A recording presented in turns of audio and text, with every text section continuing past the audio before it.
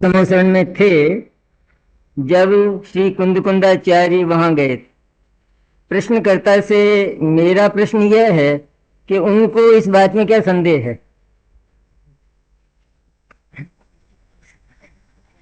विदेह में होना, सिमंदर भगवान के समोसरण में होना, ये कोई बहुत अद्भुत और अनहोनी बात नहीं है। मैं तो ऐसा सोचता हूँ कि यहाँ जितने लोग बैठे हैं हम लोग, उनमें से भी कोई उस समय विदेह में हो सकते हैं। इसमें क्या अद्भुत बात है कि कांजी स्वामी और चंपा बहन वो सिमंदर भगवान के समोसरण में रहे हों। इसमें संदेह करने की क्या बात। हो सकते हैं, आप लोगों में से भी हो सकते हैं। और अभी भी 123 जीव ऐसे हैं, 123 इस पंचम काल में, कि जो यहां से विदेह जाएंगे और वहां से सीधे मोक्ष जाएंगे। ऐसा आगम का कथन है। जीवा सन 23, 123 जीव पंचम काल में यहाँ भरत क्षेत्र से विदेह जाएंगे, वहां मुनिव्रत अंगीकार करके सीधे मोक्ष जाएंगे। इसमें शंका करने की क्या बात। जाति स्मरण भी होता है, विदेह में भी होते हैं। विदेह में होना वो कोई ऐसी अभूतपूर्व बात नहीं है और अनहोनी बात नहीं। और जब वे कहते हैं इस बात को और जाति स्मरण की बात कही जाती है, तो जाति स्मरण तो आगम सिद्ध बात है, उसमें क्या है। हमें संदेह करने का क्या सवाल है। सबसे पहली बात मेरी है, हम किसी व्यक्ति के जीवन में छल कपट देखते हो कि वो एक बात में झूठ बोलता है, एक बात में सत्य बोलता है, तब तो शंका करने लायक बात होती है। रहे होंगे, उसमें क्या है। भगवान के समोसरण में जब कुंद कुंद वहां गए, पधारे, तब गुरुदेव फरमाते थे खुद, आप तो उसमें संदेह दिखता हो तो कर लीजिए संदेह। मैं तो सोचता हूं कि संदेह करने जैसी कोई बात नहीं है कि न केवल गुरुदेव और न केवल बहन श्री चंपा बहन, बल्कि हम लोगों में से भी उस समय विदेह में हो सकते थे। कहां दिक्कत है। विदेह में होना कोई अनहोनी बात नहीं। प्रातः प्रवचन में आया कि आत्मा में अनंत शक्तियों की पर्यायें भरी हैं और हर गुण की पृथक पृथक पर्याय है, तो एक द्रव्य में एक साथ अनंत पर्यायें होती होंगी। कृपया स्पष्ट करें। अनंत पर्यायें भरी हैं, उसका अर्थ यही होता है कि अनंत शक्तियां भरी। तो एक पदार्थ में अनंत पर्यायें एक ही समय में पर्याय के रूप में नहीं भरी रहती। आगे पीछे की पर्याय केवल वर्तमान पर्याय होती है। वर्तमान पर्याय का व्यय हो जाता है और फिर बिल्कुल नई पर्याय पैदा होती है। आगे पीछे की पर्याय तो नहीं भरी रहती। यहाँ प्रश्न यह है, एक द्रव्य में बहुत पर्याय होती हैं, तो प्रकट देखते हैं अपन। जैसे हम आत्मा हैं, हमारे भीतर ज्ञान भी होता है, राग भी होता है, द्वेष भी होता है, पुरुषार्थ की पर्याय भी होती है, श्रद्धा की पर्याय भी होती है, चारित्र की पर्याय भी होती है, एक साथ होती है। और जितनी पर्यायें, जितने कार्य होते हैं अलग अलग, उनके पीछे एक एक शक्ति होती है, तब होते हैं। एक एक गुण होता है उसके पीछे, तब कार्य होते हैं। तो आत्मा में अनंत शक्तियां हैं और उन अनंत शक्तियों के अनंत कार्य प्रति समय होते हैं। शक्तियां ज्यों की त्यों वही की वही रहती हैं, शुद्ध रहती हैं, निर्मल रहती हैं। शक्तियों में और गुणों में कभी विकार नहीं होता। लेकिन शक्ति से जो पर्याय होती है वो विकारी भी होती है, निर्विकारी भी होती है, और उस पर्याय का जीवन केवल एक क्षण का होता है। एक क्षण में वो पर्याय चली जाती है और बिल्कुल नई पर्याय आ जाती है। इस तरह अनादि अनंत प्रवाह पर्याय का चलता रहता है। अनंत शक्तियां तो होनी चाहिए, वरना काम कैसे चलेगा। काम कैसे चलेगा आत्मा का। अनंत शक्ति मैंने काम करने के लिए अनंत सामग्री, उसका नाम अनंत शक्ति, अनंत उपादान। वे इसलिए होते हैं कि आत्मा को अपने किसी भी कार्य के लिए कभी किसी दूसरे की ओर न देखना पड़े, इसलिए अनंत शक्तियां होती। अब हम कहें साहब अनंत ही क्यों, तो आप बताओ कितनी होना चाहिए। तो फिर हमारा प्रश्न खड़ा हो जाएगा कि इतनी क्यों, एक बात। दूसरा, अनंत क्यों होती हैं, क्योंकि अगर संख्या हो तो हमारा मन ही नहीं बढ़ सकता। जैसे आपको पूछा जाए, किसी को भी पूछा जाए, मेरे को पूछा जाए कि बोलो भाई पैसा कितना होना चाहिए तुम्हारे पास, तुम्हें क्या 1 लाख कि नहीं, 1 लाख तो 1 करोड़ के, कि ऐसा हो कि उसकी गिनती ना हो, ऐसा हो, इसलिए अनंत होती और अनंत ही होना चाहिए। इसलिए आत्मा भरचक है, प्रति समय गौरवशाली है। शक्तियों के बल पर आत्मा गौरवशाली है। जिस समय उसे शक्ति का भरोसा हो जाता है तो वो ये जानता है कि मेरे जैसा धनी तो जगत में है ही नहीं कोई, ऐसा जानता है। क्या मिथ्यात्व अकिंचित कर है? मिथ्यात्व का जो भाव है वो भाव भी अकिंचित कर नहीं, स्वयं भाव, क्योंकि वो भाव आकुलता और दुख पैदा करता है। एक बात तो ये है। और दूसरा, कर्मबंध के रूप में भी अगर देखा जाए तो मिथ्यात्व को आगम में निश्चित रूप में सबसे बड़ा पाप और सर्वाधिक कर्मबंध करने वाला कहा। इसे मिथ्यात्व से निश्चित रूप में कर्म का बंध होता है, आगम प्रमाण है।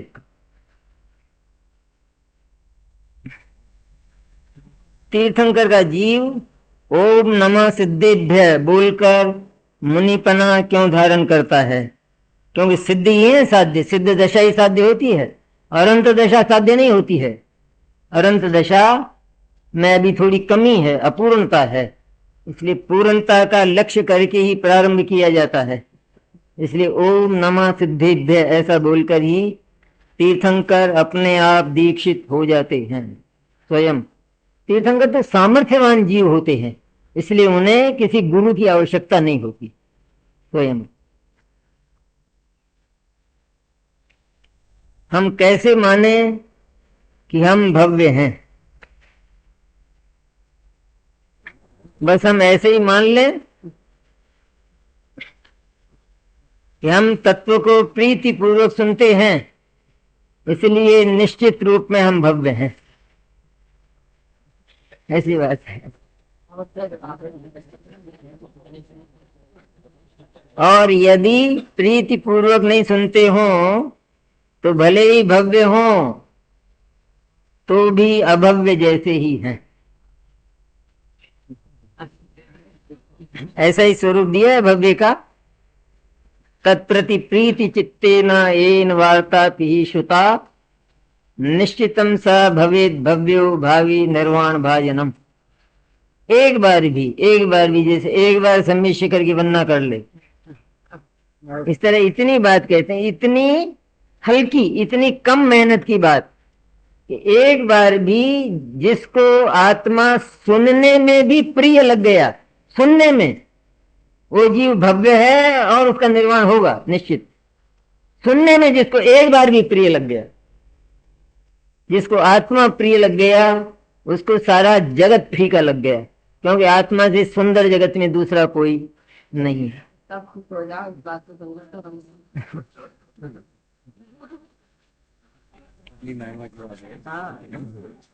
परम पारिणामिक भाव के संबंध में निम्नांकित सूत्रों के भाव को कृपया समझाने की कृपा करें।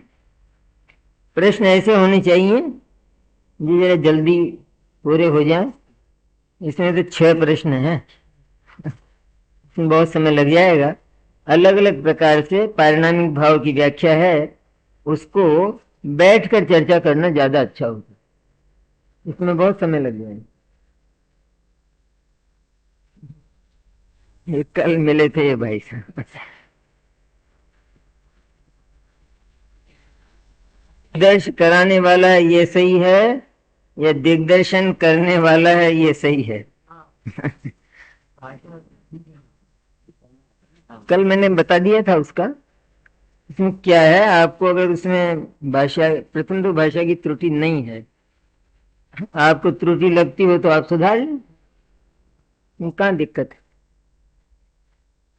मुनिराज का जो रूप है नग्न दिगंबर, वह संसार की नश्वरता का दिग्दर्शन करने वाला है। स्वयं नहीं होता है। मुनिराज की नग्न दशा देखकर संसार की नश्वरता का बोध होता है। रागी द्वेषी हो लेता सही है या राग द्वेष किया करता? ये बाद में सुधार किया था मैंने उस छंद में। पहले राग द्वेष किया करता था ऐसा था, बाद में रागी द्वेषी हो लेता जब परिणति होती है जड़ की, ऐसा सुधार किया था। इसलिए सुधार कर बोल रहे लोग। दर्शन का विषय आश्रय करने योग्य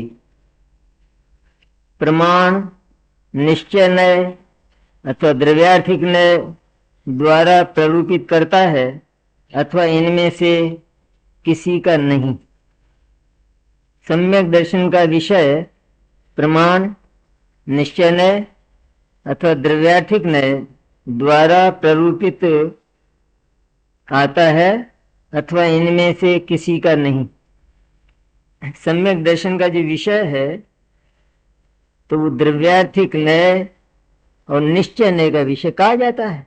उसका कारण है ना, तो द्रव्य के दो भाग, द्रव्य मैंने पूरा पदार्थ समझना हुआ। द्रव्य शब्द कई अर्थों में आता है, एक तो पूरे आत्मा के अर्थ में आता है और एक द्रव्य के उस त्रैकालिक हिस्से के अर्थ में आता है, त्रैकालिक भाग के अर्थ में आता है।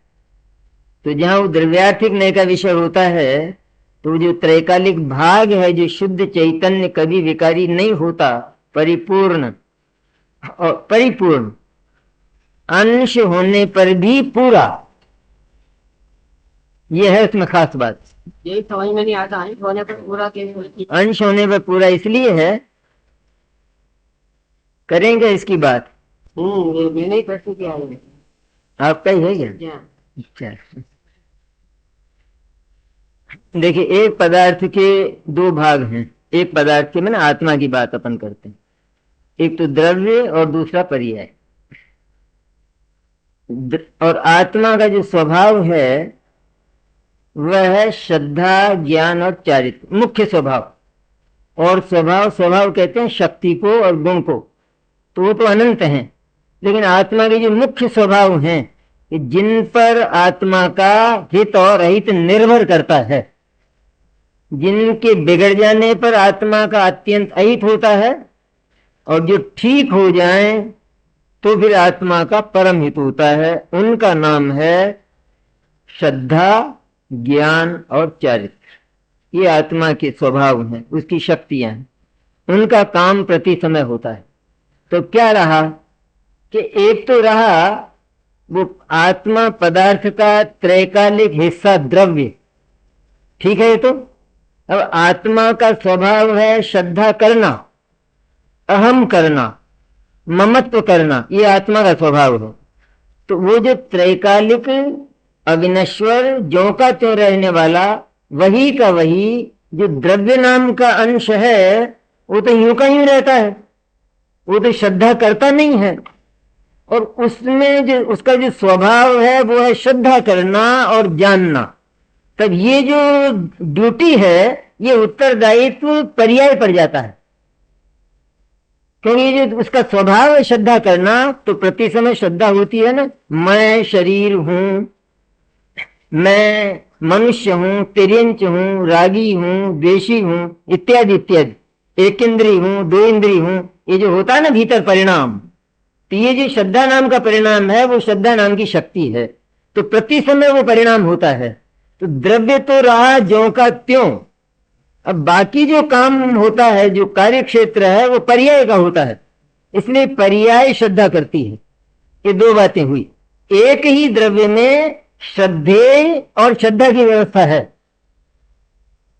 और जो श्रद्धा की जाती है तो वो श्रद्धेय पूर्ण होना चाहिए, तब सही श्रद्धा उत्पन्न होती है। अगर श्रद्धेय अधूरा हो तो श्रद्धा हो ही नहीं सकती है, क्योंकि श्रद्धा करने वाला अर्थात पर्याय वो अपने को श्रद्धेय में मिलाकर श्रद्धा करे तो वो तो पहले से अधूरा था, श्रद्धा कैसे होगी अधूरे पर। इसलिए वह एक पदार्थ की ओर से देखें तब तो वो हिस्सा है, आत्म पदार्थ की ओर से देखें तो जो द्रव्य है वो उसका एक भाग है, और पर्याय की ओर से देखें तो वो पूरा है। श्रद्धा करने के लिए वो पूर्ण है बिल्कुल। इसलिए पर्याय श्रद्धा करती है और द्रव्य उसका श्रद्धेय है। इस तरह एक ही पदार्थ में श्रद्धा और श्रद्धेय की व्यवस्था है, इसमें कहाँ दिक्कत है। जैसे एक पति और पत्नी, एक परिवार में दो हैं बराबर, दो सदस्यों से एक परिवार बना है, लेकिन दोनों का स्वरूप और दोनों का कार्य क्षेत्र न्यारा न्यारा है, अलग अलग है। हम समझ लें कि जो पत्नी है वो है श्रद्धा करने वाली और जो पति है वो श्रद्धेय है। तो क्या पत्नी ये सोचती है कि पहले मैं अपने को इनमें मिलाऊं फिर श्रद्धा करूं? तो इसका मतलब ये है कि बेवकूफ होगा बिना पढ़ा लिखा, तब ये मिलाती है अपने आप को उसमें। अन्यथा वो जितना है उतना पूरा है, तो ये मानती है कि यही मेरा जीवन है बस। वहां ये नहीं होती कि मैं भी तो हूं, अरे तू आ तो गई इसमें, यही मेरा जीवन है, इसमें तू आ तो गई पूरी की पूरी, और परिवार पूरा का पूरा बना रह गया। अब इनमें झंझट तब पैदा हो जब ये कहे मैं भी तो हूं कुछ, मैं भी तो कुछ हूं, तब ये श्रद्धा करेगी नहीं उस पर और झगड़ा खड़ा हो जाएगा। ये एक पदार्थ की ओर से देखें तो वो हिस्सा है और पर्याय की ओर से देखें तो वो पूरा है, इसलिए पर्याय उसको परिपूर्ण मानती है। तो दोनों बातें हो गई कि नहीं, द्रव्य और पर्याय। द्रव्य अपनी जगह है और पर्याय उसकी श्रद्धा कर रही है, इस तरह आत्म पदार्थ पूरा बना रहता। इसमें कहां झगड़ा है प्रोफेसर साहब? द्रव्यार्थिक न्याय का विषय तो इसलिए बना क्योंकि वो है पदार्थ का एक भाग, तो एक भाग है, और जो नय है वो एक हिस्से को, एक अंश को, एक धर्म को विषय करता है, इसलिए उसका नाम द्रव्यार्थिक नय है। पर द्रव्यार्थिक नय होने पर भी वो पूर्ण है।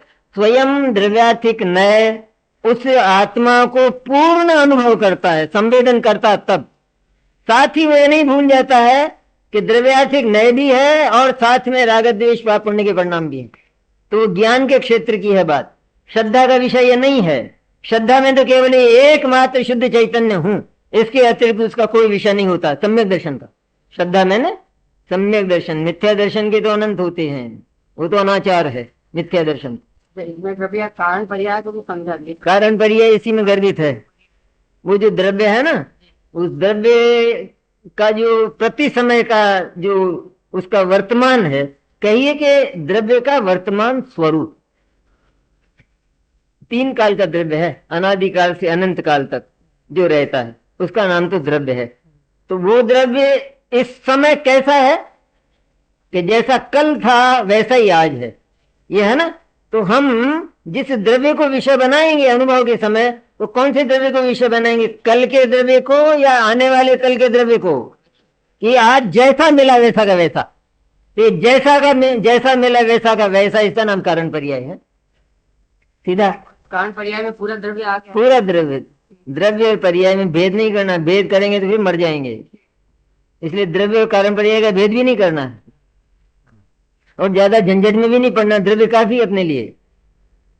अगर कारण पर्याय आगम में नहीं आती और सम्यक दर्शन रुक जाता, ऐसा नहीं है, तो आ गई तो बहुत बढ़िया हो गया, एक अनूठा तत्व सामने आ गया।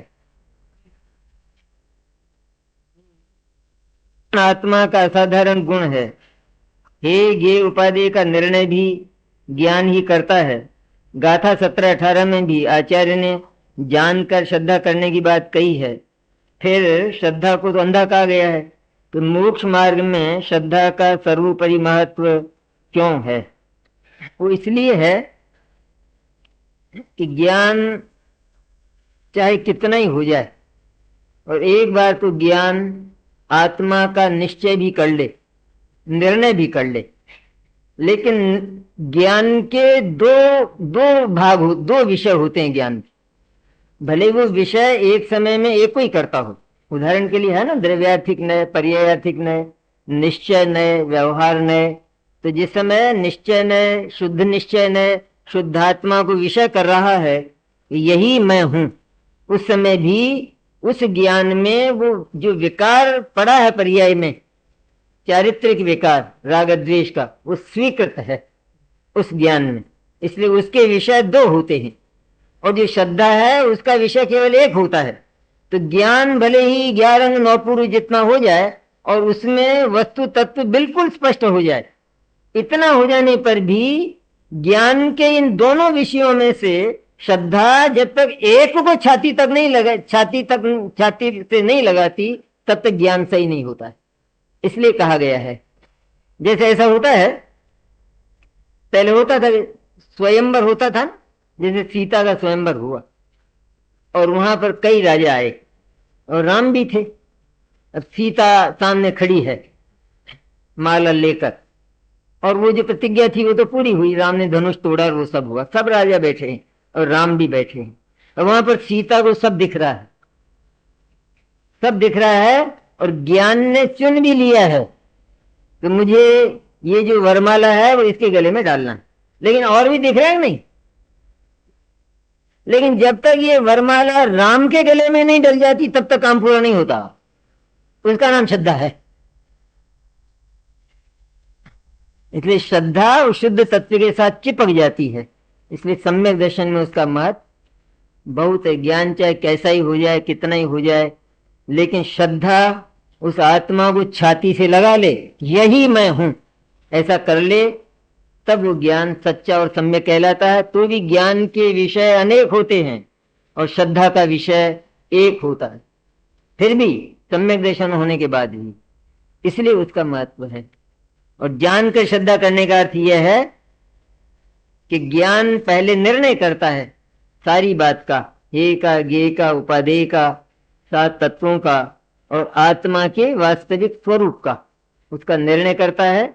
और जब वो निर्णय करता है, उसे आत्मा की महिमा आती है, तब मिथ्या दर्शन शिथिल होता है उसके साथ। भले वो अंधा है, कहते हैं अंधा है, लेकिन उससे मतलब नहीं है अंधेर सूझते से, क्योंकि आत्मा के भीतर ज्ञान सूझता है, अर्थात जानने वाला है, इसलिए दूसरे गुण को जानने की जरूरत नहीं है, वरना सभी गुण ज्ञान हो जाएंगे। फिर तो अगर और गुण भी जानने लगेंगे तो फिर ज्ञान की कहां जरूरत रही।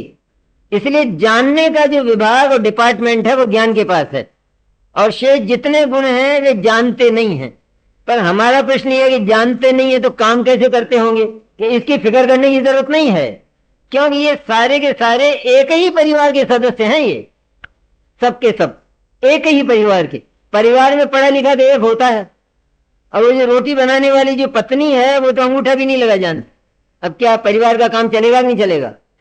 वो चलेगा बराबर, क्योंकि ये ज्ञान है ना आत्मा के पास, तो ये ज्ञान राह देता है और फिर सब इसके पीछे पीछे अपने आप चलते हैं। ज्ञान यदि अंधा है तो सब कुछ अंधा है, फिर एक भी कदम सही नहीं बढ़ता है। इसलिए ज्ञान वो सारा निर्णय करता है, और चूंकि ये सब सारे गुण एक ही परिवार के हैं, ये परस्पर बंधे हुए हैं एक दूसरे से, इसलिए ज्ञान के निर्देशन में सारा काम सही होता है। उसका एक उदाहरण बहुत सुंदर, जैसे ये जो शरीर है, इसमें देखते कौन से अंग से हैं? कौन से अंग से देखते हैं फूलचंद जी साहब? आंख से। और ये पांव, ये पांवों की आंख है कि नहीं? तो फिर ये चलते कैसे होंगे? पांवों की आंख होती है क्या? है जॉइंट रेस्पॉन्सिबिलिटी। जॉइंट रेस्पॉन्सिबिलिटी का अर्थ ये कि ये सब एक ही परिवार के सदस्य हैं, इसलिए आपको ये फिक्र करने की आवश्यकता नहीं है कि ये बिल्कुल बिना पढ़ा लिखा है और ये पढ़ा लिखा, कहते हैं हमारा काम बिल्कुल सही चल रहा है, उसमें कोई दिक्कत बिल्कुल नहीं। आंख यदि सही देखती है तो कदम आंख के बिना सही चलता है, और आंख अगर चली जाए तो सब डगमगा जाता है। कहना उचित है क्या? गुण सही सिस्टेमेटिक कार्य करते, सिस्टेमेटिक बताइए।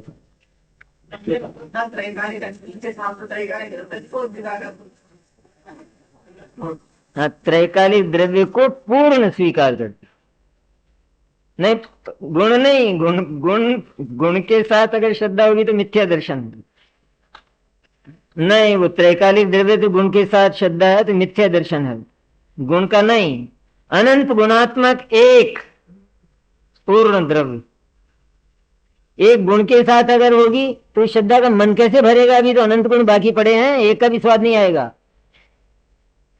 श्रद्धा का पेट भरना चाहिए, इसलिए अनंत गुणों को पीकर जो एक द्रव्य बैठा है जिसमें कोई कसर और कोई कमी नहीं, वहां तबीयत लगती है श्रद्धा की, है? कहाँ करते हैं अस्तित्व को प्रमुख? नहीं, अस्तित्व गुण को प्रमुख नहीं करते, अस्तित्व सत्ता को करते हैं। कुंद कुंद स्वामी की फोटो को नमस्कार करना क्यों अनुचित है? जो नमस्कार है वो तो या तो साक्षात भगवान अनंत हो, जनवाणी हो, अथवा निर्ग्रंथ मुनिराज हो, उनको किया जाता है, अथवा भगवान अनंत की प्रतिमा को, प्रतिष्ठित प्रतिमा को नमस्कार किया जाता है। वंदे केवल यही होते हैं। शेष ये जो फोटो आदि हैं, अथवा अप्रतिष्ठित प्रतिमाएं हैं, अथवा किन्हीं भले ज्ञानी हैं लेकिन उनकी प्रतिमा हो, स्टैचू हो, तो उनको नमस्कार इसलिए नहीं किया जाता क्योंकि यदि इनको नमस्कार किया जाएगा तो जनालय और जिन प्रतिमाएं उठ जाएंगी, खत्म हो जाएंगे, लोग अपने घरों में लाकर रख लेंगे, वही नमस्कार किया और फैक्ट्री चले जाएंगे। और सम्यक दर्शन का जो एक महान निमित्त है जनालय और जिन प्रतिमा, उससे वंचित रह जाएंगे। लोगों की शो अलमारियों में धरी है प्रतिमाएं, फिर कहां जनालय की जरूरत रहेगी उसमें? और जनालय तो सम्यक दर्शन का महान निमित्त है, क्योंकि जो वातावरण वायुमंडल मिलता है वो वहां मिलता है, घर में वो वायुमंडल नहीं है। ये बहुत बढ़िया है ये बात कि वहां वो वातावरण नहीं है सम्यक दर्शन का घर में। इसलिए जनालय और जिन प्रतिमा, प्रतिष्ठा में क्या होता है, पंचकल्याण प्रतिष्ठा में पूछो इनसे, जतीश भाई से, कि उसमें कुछ मंत्र कर देते होगा प्रतिमा में? जो प्रतिमा बनी है वहां जयपुर में, तो जो बनी है और प्रतिष्ठित होने के बाद उसमें कुछ जादू हो जाता है क्या प्रतिमा में? या वही कि क्यों जतीश भाई, मुझे नहीं मालूम, कहाँ गए? हाँ, नहीं है, कुछ नहीं होता है। जो प्रतिमा बनी थी वैसी की वैसी प्रतिमा प्रतिष्ठा के बाद रहती है, लेकिन वो एक व्यवहारिक विधान है बहुत सुंदर, मर्यादाओं की रक्षा करने वाला। ये प्रतिमा प्रतिष्ठित हो तभी वो नमस्कार के लायक होती है, और उसके लिए जनालय होता है। तो जीव घर को छोड़कर जनालय जाता है, उसके परिणामों की रचना होती है, वहां उसे वातावरण मिलता है शांत, अपने संबंध में और भगवान के संबंध में सोचने का, और तब सम्यक दर्शन के अवसर मिलते हैं। घर में ही अगर कर लेगा तो वहां तो चित्त ही स्थिर नहीं रहेगा। तो यदि हमने इन फोटो आदि को नमस्कार करना शुरू कर दिया तो फिर ये सारी मर्यादा समाप्त, एक बहुत बड़ा पाप करेंगे हम अगर ऐसा होगा। इसलिए आदर का भाव भले ही मन में आवे, इतनी और समझ लीजिए, चाहे कुंद कुंद का फोटो हो, किसी ज्ञानी का हो, हमारे गुरु का ही हो, भले माता पिता का ही हो, तो उसको देखकर भीतर आदर का भाव तो आ जाता है। लेकिन ये बात चरणानों का विधान यह है कि ये नमस्कार आदि की जो विधि है वो उनके प्रति नहीं हो सकती, वो नहीं होती। की आकुलता को आकुलता न गिने, परंतु साधर्मियों के यात्रा प्रसंग में योगदान को आकुलता मानना क्या उचित है? पाश्रय की आकुलता को तो आकुलता नहीं गिनता, मैंने पाप भाव को तो जो आकुलता नहीं गिनता है, और ये साधर्मियों का संग और उस साधर्मियों के संग में कुछ सहयोग करे, उसको अगर पाप मानता है, इसका अर्थ यह हुआ कि वो तो महापापी है, महापापी। मैंने साधर्मियों का संग करना और उनको सहयोग करना, ये तो पाप ही नहीं है, ये तो पुण्य भाव है। कषाय मंद होती है, मंद कषाय को पुण्य कहते हैं। तो अगर वह जीव कषाय को मंद भी नहीं करना चाहता है तो क्षय कैसे करेगा? मौत आ जाएगी, क्षय करेगा तब तो। इसलिए मंदता के अवसर का तो तिरस्कार करता है, और जो तीव्रता का अवसर है उसका आदर करता है पाप का। उस जीव का ठिकाना नहीं है, वो तो नरक और निगोद का पात्र है। जब आप बाह्य क्रिया को जड़ बताते हैं तो आगम में जो तप के विषय में शास्त्रों में वर्णन है, आखिर वह क्या है? आगम में जो तप के विषय में वर्णन है वो बाह्य क्रिया का वर्णन नहीं है। अंतरंग और बहिरंग दोनों प्रकार के तप भाव प्रदान हैं, दोनों क्रिया प्रदान नहीं है बिल्कुल भी। क्योंकि ऐसा है जैसे एक आदमी उपवास करता है, जैसे आज के लोग करते हैं ना, आज तो मेरे फास्ट है, फास्ट भले 9 बार खाता है, चाहे पीता है, सब करता है, प्यार से मेरे, पर मान लीजिए नहीं खाता है, प्यार से मेरे फास्ट है, वो करता है स्वास्थ्य के लिए, शरीर के लिए, वो पाप भाव है, वो पाप भाव है शरीर के लिए जो करता है। इसलिए वो सारे ही 12 प्रकार के तत्व भाव प्रधान है बिल्कुल, लेकिन उनमें जो भेद और बाह्य है अंतरंग का, वो कोई शरीर की क्रिया की अपेक्षा नहीं है।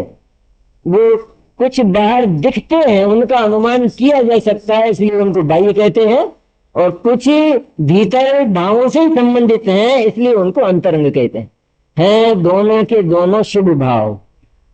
उनके साथ रहने वाला जो वीतराग भाव है वो असली अंतरंग तप है, क्रिया नहीं है। क्रिया को नहीं समझ लेना बिल्कुल।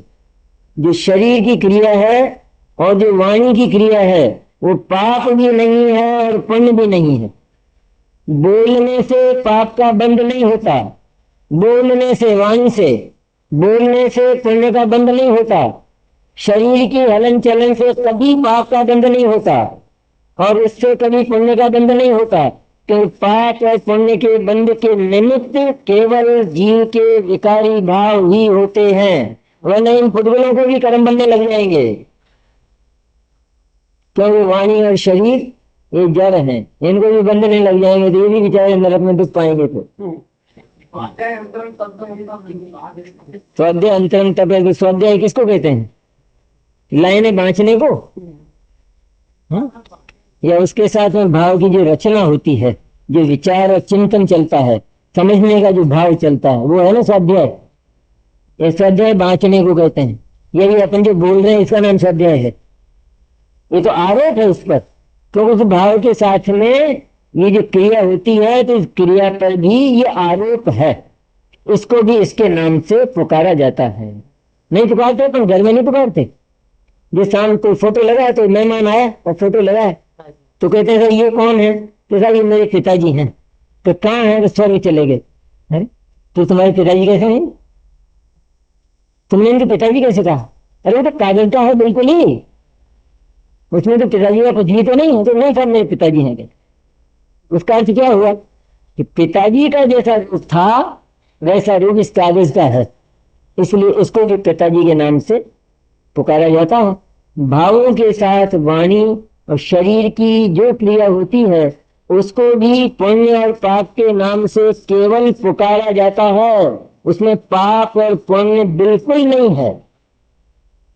ये हमेशा याद रखना, क्योंकि ये अजैन धर्म आ गया है। जैनियों में कुछ कर लिया, नहीं खाया और उपवास हो गया और मेहंदी लगाई और कपड़े पहने बढ़िया बढ़िया, तेला किया तेला।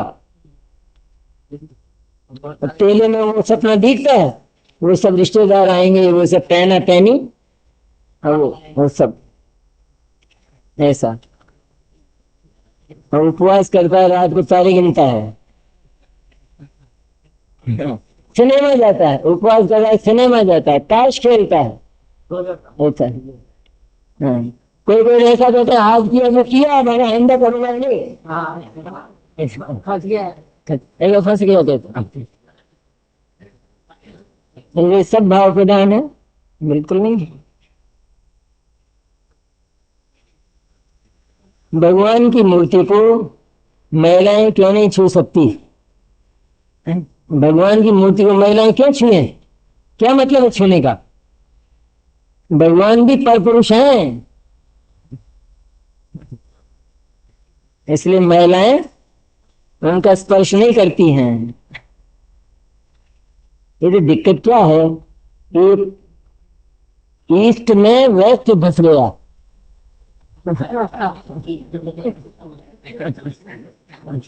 इसलिए सारे धंधे, क्या कहा जाए, सभा में कह दूंगा कि बिल्कुल कुशील और व्यभिचार के धंधे होते हैं। भले ये साक्षात नहीं होता, लेकिन ये जितने तरीके आज चले हैं ना, रिसेप्शन इत्यादि के और ट्विस्ट के, उसमें औरतें नाचती हैं, लड़के नाचते हैं, एक स्त्री पुरुष को छूती है, उनसे निसंकोच बातें करती है।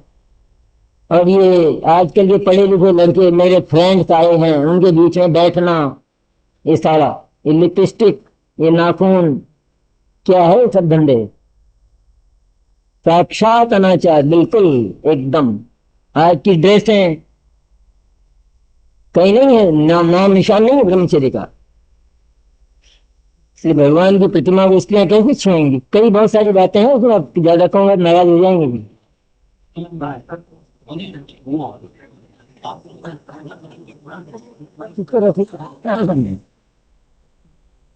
दृष्टि का विषय पर्याय सहित का आत्मा है या पर्याय रहित का, ये तो बात की थी अपने भी। यद्यपि इस प्रश्न का उत्तर कल द्रव्य व पर्याय के प्रश्न में भी आया था, किंतु स्पष्ट समझ में नहीं आया, तो आ जाएगा फिर 320 का था नहीं। अनंत गुणों की शुद्ध पर्याय सम्यक्त्व के साथ प्रकट होती हैं, परंतु चारित्र गुण की पर्याय 5वें गुण स्थान में एक देश शुद्ध होती है। अनंत गुणों की पर्याय शुद्ध होती है।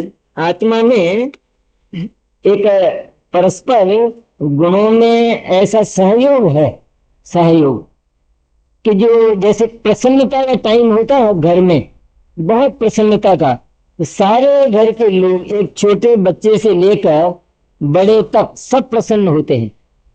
तो आत्मा की जब अनुभूति, पहली बार आत्मा में जो मंगलाचार होता है, अनुभूति और सम्यक दर्शन, उस समय आत्मा के सारे गुण प्रसन्न होते हैं। उनमें ऐसा नहीं कि कोई पैसे की रोड के बैठ जाए, ऐसा नहीं होता। अपने अपने लायक, अपने अपने ढंग से जिस गुण का जितना विकास होना है उतना विकास प्रत्येक ही गुण में होता है, और सारे आत्मा में मंगलाचार होता है, क्योंकि सम्यक दर्शन से बड़ा मंगलाचार दूसरा नहीं है, पहले कभी नहीं हुआ। शादियों में नहीं होता, शादियां होती है अपने यहाँ, तो शादी में वो जो 2 साल का बच्चा है ना, 2 साल का, तो 2 साल का बच्चा भी इधर उधर घूमता है, यदि भी वो जानता नहीं पूरी बात, पर इतना वो जरूर करता है कि मेरा राजा बजाएगा बाजा, वो क्या है, वो भी करता है अपने लायक, शादी में अपने लायक, उसको भी प्रसन्नता हो। इसी तरह चारित्र में हो, कि चारित्र में जितना विकास होना है स्वरूपाचरण के रूप में, उतना सम्यक्त्व के साथ हो गया है, लेकिन वो इतना कम है कि उसको चारित्र की संज्ञा नहीं दी जाती। ये एक तरीका है कि जो चीज बहुत अल्प होती है तो उसकी गणना नहीं की जाती, और जो चीज बहुत अधिक होती है उसमें कमी की गणना नहीं की जाती। जैसे एक आदमी पर 1000 रुपये का कर्जा है, अब उसने 999 में चुका दिए, तब वो कर्जा कहलाता है? अरे चुप गया कर, अरे एक बाकी है, कहता है जी नहीं चुप गया, कोई बात नहीं। और 1000 में से 1 रुपये चुकाया हो तो कहेगा अभी तो पूरा ही बाकी है, अभी कुछ हुआ नहीं। इसे सम्यक दर्शन के साथ जो चारित्र प्रकट होता है वो इतना अल्प है कि उसको चारित्र की संज्ञा नहीं दी जाती। पर चारित्र के बिना शांति और आनंद आता ही नहीं है, आता ही नहीं। वो जो आत्मा का जो अतीन्द्रिय आनंद का सैंपल है, उसी का नाम चारित्र है खास, और उसका वेदन होता है, तो उसके बिना हो ही नहीं सकता है। ज्ञान ने तो जाना है कि ये शुद्ध आत्मा है, श्रद्धा ने प्रतीति की है कि यही मैं हूं शुद्ध चैतन्य। जब तक चारित्र चरण में रखे, उस गिलास को मुंह में लेने, जब तक कैसे काम चलेगा? 1 गिलास तो ले, और ज्यादा नहीं तो। इसलिए आवश्यक है वो चारित्र का अंश, और उसके साथ शांति और आनंद होना, वो बहुत जरूरी है। जाता है फिर कारण शुद्ध पर्याय और कारण परमात्मा में क्या अंतर, वो भी आगे। दोनों ही दृष्टि के विषय हैं, भेद नहीं किया जाता है। अभेद से क्या आशय ग्रहण करना चाहिए, अर्थात अभेद में जिस प्रकार अनंत गुण समाहित हो जाते हैं, क्या उसी प्रकार पर्याय भी समाहित हो जाती है? यदि नहीं तो द्रव्यत्व गुण अथवा भाव शक्ति से फिर क्या प्रयोजन सिद्ध होता है? भेद और अभेद 2 बातें होती है ना एक पदार्थ में। अभेद में ना द्रव्य और भेद में ना पर्याय। अथवा अभेद को हम केवल उस द्रव्य के अर्थ में लें तो जो गुण है वे भी भेद की तरफ चले जाते हैं। अगर केवल विचार की दृष्टि से अपन करें उसका विश्लेषण, ये द्रव्य है वो अभेद, अभेद में ना जिसमें कोई खंड नहीं है, जो वही का वही है, जिसमें कभी टुकड़ा नहीं होता, ज्यों का त्यों रहता है, उस द्रव्य का नाम तो अभेद। और उधर अनंत गुण और पर्याय, उसका नाम भेद। अब उधर लेकिन वो दृष्टि का भेद नहीं, अनंत गुणों को द्रव्य के साथ एक में करके एक अभेद जो बनाया जाता है वो दृष्टि का विषय होता है। तब जो पर्याय है वो व्यवहार नय, पर्यायिक नय अथवा भेद का विषय बनती है। इस तरह भेदा भेद रूप द्रव्य की व्यवस्था है अपने आप ही, स्वयं ही। सम्यक दर्शन किस प्रकार प्रकट हो? सम्यक दर्शन ममत्व की दशा है। तो अगर हम सही ममत्व करें तो उसी का नाम सम्यक दर्शन है।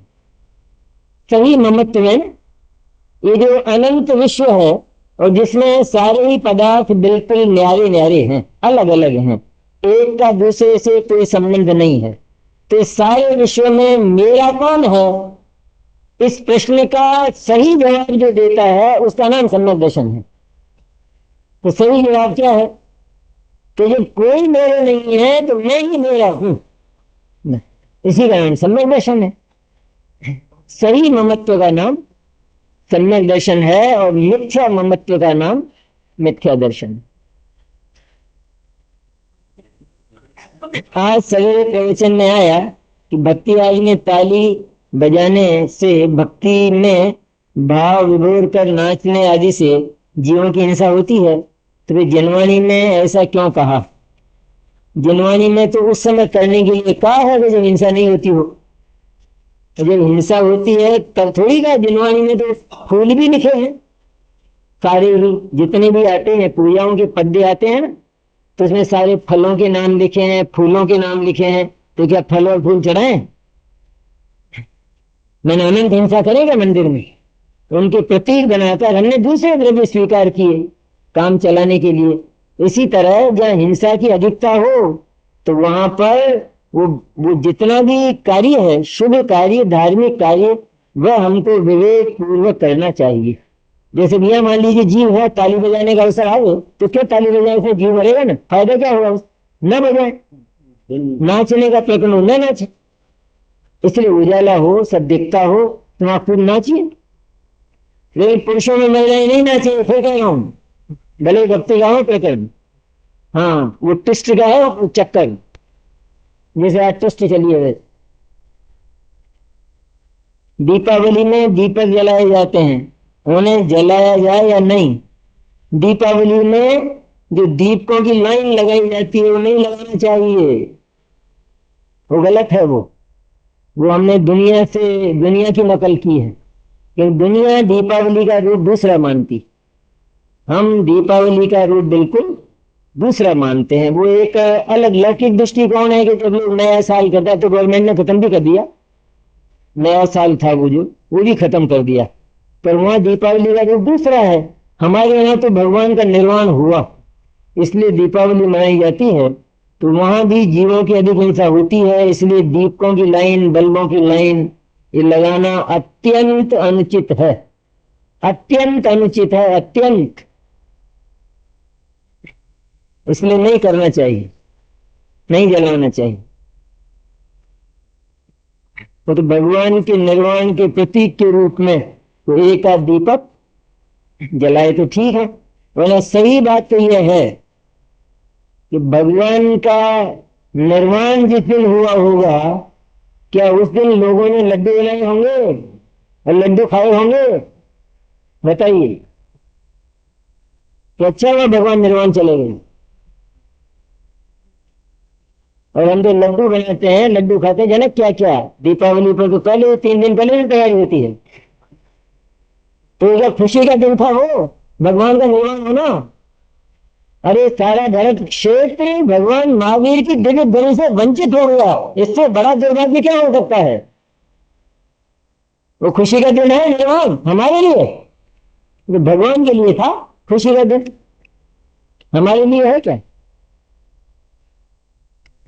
इसलिए ज्यादा खुशी का दिन नहीं है खुशी मनाने लायक।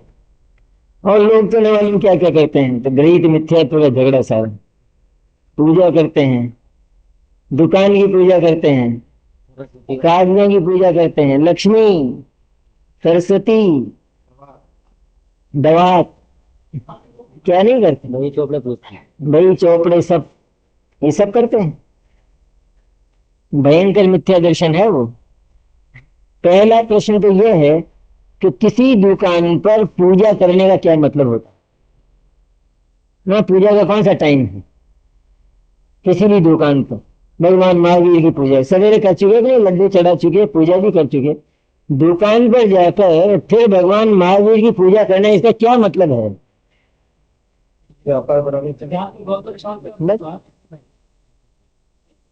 कोई मतलब नहीं, बहुत खोटा मतलब है, बहुत खोटा है। गौतम स्वामी को केवल ज्ञान हो गया तो भी मैं कह रहा हूँ एक आध दीपक जला लीजिए, उसमें जीवा की हिंसा बहुत होती है। आपने बताया क्योंकि ब्लड मेरा नहीं, अतः ब्लड प्रेशर भी मेरा नहीं, किंतु जब ब्लड प्रेशर होता है तब मेरे को तकलीफ क्यों होती है? ये सिद्धांत है कि ब्लड भी मेरा नहीं और ब्लड प्रेशर भी मुझको नहीं, तो तकलीफ इसलिए होती है कि मैं ये मानता हूं कि ब्लड मेरा है, मेरे को ब्लड प्रेशर है, इसलिए ये मानना बंद कर दीजिए तो तकलीफ कम हो जाएगी। बस पक्की है ये बात, बहुत फर्क पड़ जाएगी।